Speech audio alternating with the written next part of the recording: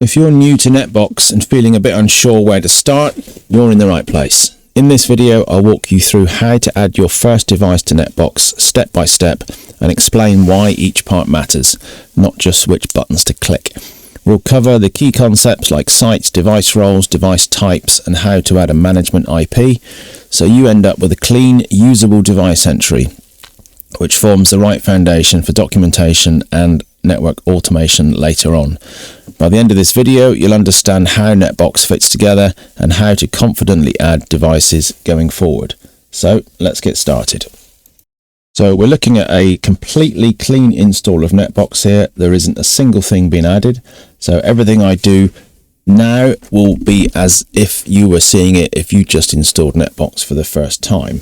So the first thing I'm going to explain is the basic menu down the side here. So Netbox is already set up. It's the schema's been defined, and how they want the devices added is all aligned here.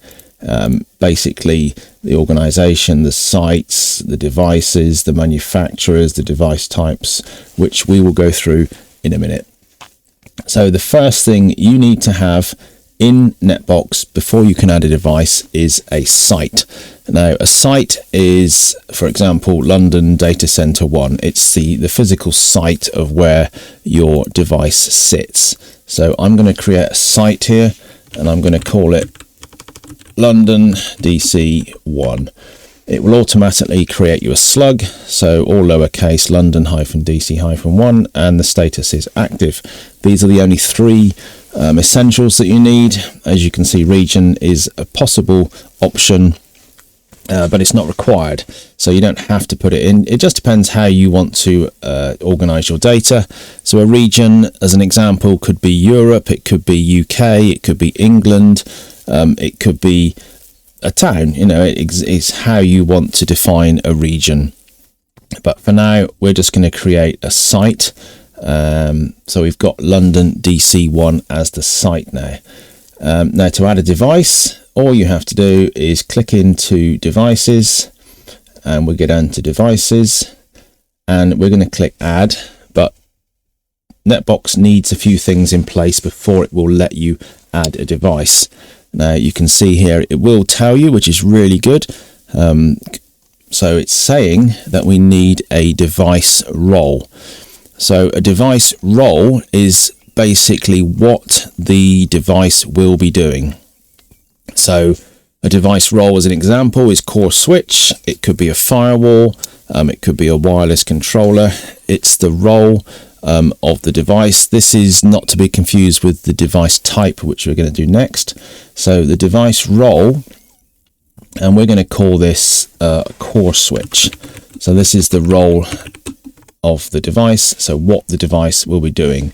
You can give your role a color, and it's not a virtual machine, so we'll untick that and we'll click create. So we've now defined the device role. I mean, other examples could be a distribution switch, an access switch, a load balancer. These are all device roles.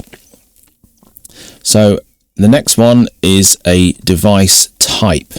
So a device type is basically a template that describes the manufacturer, the model, and other elements. So it is basically the model of the device. A simple example would be Catalyst 9300. So we're going to go back to device, and you can see that it's now going to prompt me that I need to create a device type. Now, once you've created this device type, that's going to stay there, so any more going forward will be there. And before I can create a device type, I need to create a manufacturer. So the first essential item is a manufacturer, and you can see I don't have any manufacturers configured in Autobot. So I'm going to slide down to manufacturers here, and I'm going to add a manufacturer. So in this case, we're going to add Cisco. The slug is Cisco. Everything else is optional. So I've now got a manufacturer. So if I go back to devices again, right, I'm going to try my device type once more. So now I can select Cisco as a manufacturer and the model. So this will be, as I said, Catalyst 9348p. So this is the model. The slug will be generated for me. And you can specify the height. So what Netbox is really good at is down the line you can get rack elevations. So if you're adding one of these in, you can change this to be, you know, how big the unit is, so you can map out your diagrams of your racks. We're not going to be too concerned about this for this example, and we're going to add that. So we've now got a site where the device is going to be, its manufacturer and its device type. So we should now be able to go in and add the device. So I can click add device. Now I can give my device a name.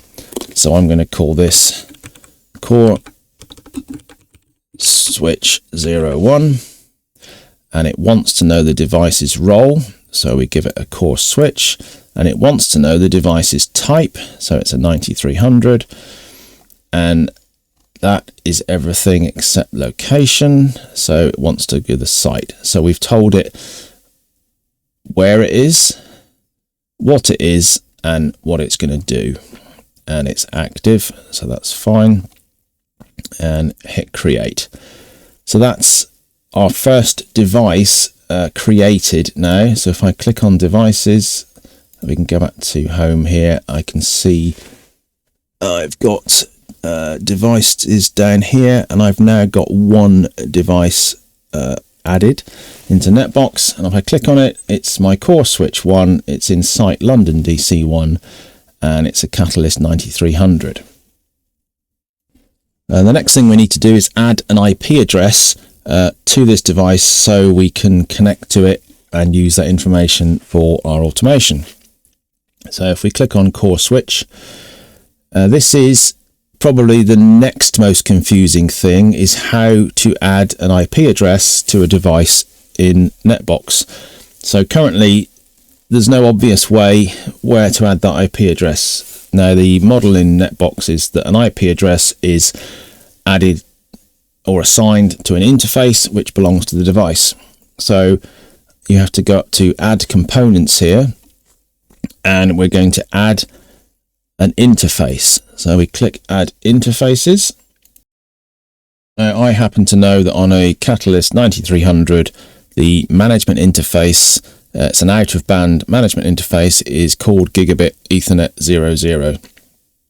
So that's what we're going to call our interface, Gigabit Ethernet 0/0, and we can select a type. For now, I'm going to just select this one, 100 based FX. That says fiber, but it's not too essential. Let's see what other options. There we go, 100 base T, 1 gigabit Ethernet. So that's the type.